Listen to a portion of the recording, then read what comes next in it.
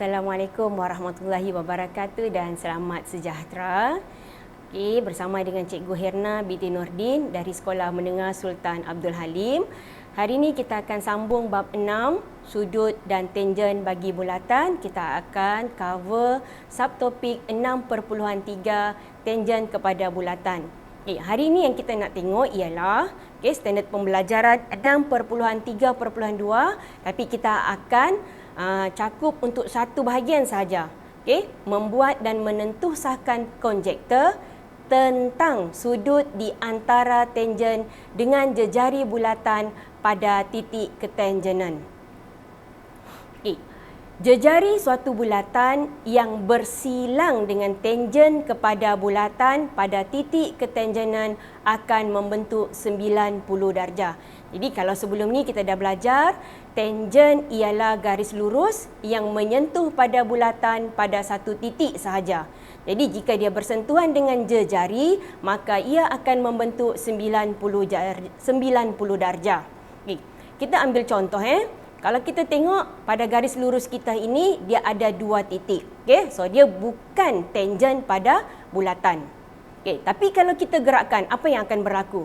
Jika kita gerakkan, dia akan bergerak kepada titik T. Jadi bila dia dah sampai dekat titik T, kita tahu titik itu ialah titik ketangenan sebab dia menyentuh pada satu titik sahaja. Jadi bila titik ketangenan bersentuh dengan jejari pada titik O, maka yang terhasil ialah 90 darjah. Jadi kalau kita tengok ulang balik, jejari suatu bulatan yang bersilang dengan tangen kepada bulatan pada titik ketangenan akan membentuk 90 darjah. Kita tengok untuk gambar rajah yang lain dulu untuk kita lebih faham. Kita tengok gambar rajah ni. Kita ada garis lurus ACB dan kalau kita perhatikan di situ, C adalah titik ketangenan. QC pula adalah jejari, maka dia menyentuh pada titik ketangenan. Jadi sifat dia QC akan jadi berserenjang. Dia akan jadi 90 darjah. Kita ambil contoh 15 pada buku teks muka surat 152.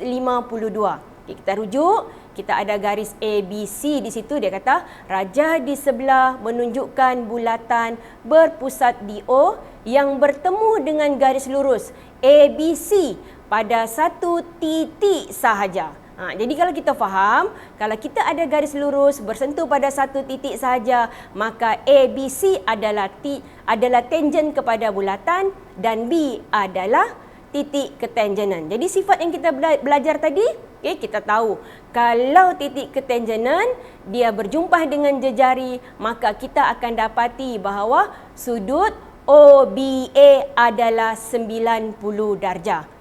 OBA 90 darjah sebab OB adalah jejari, B adalah titik ketangenan.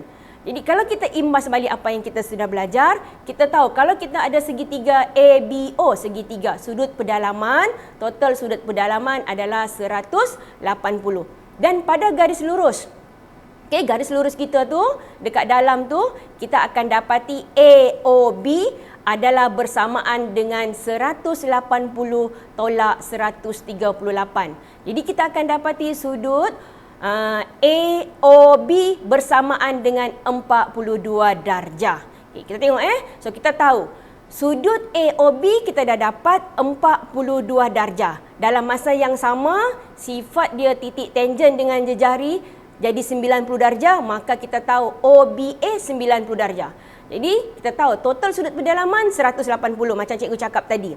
Jadi bila kita dah tahu 180 darjah, jadi kita tahu X tambah dengan sudut AOB yang kita dapat 42 darjah dan sudut OBA yang kita tahu sifat dia bersudut 90 darjah, nilai dia ialah 180. Jadi kita selesaikan, kita masukkan nilai, kita akan dapati bahawa nilai X adalah bersamaan juga dengan 90 darjah tolak sudut AOB. So kita akan dapati nilai X adalah 48 darjah. Sekian, terima kasih.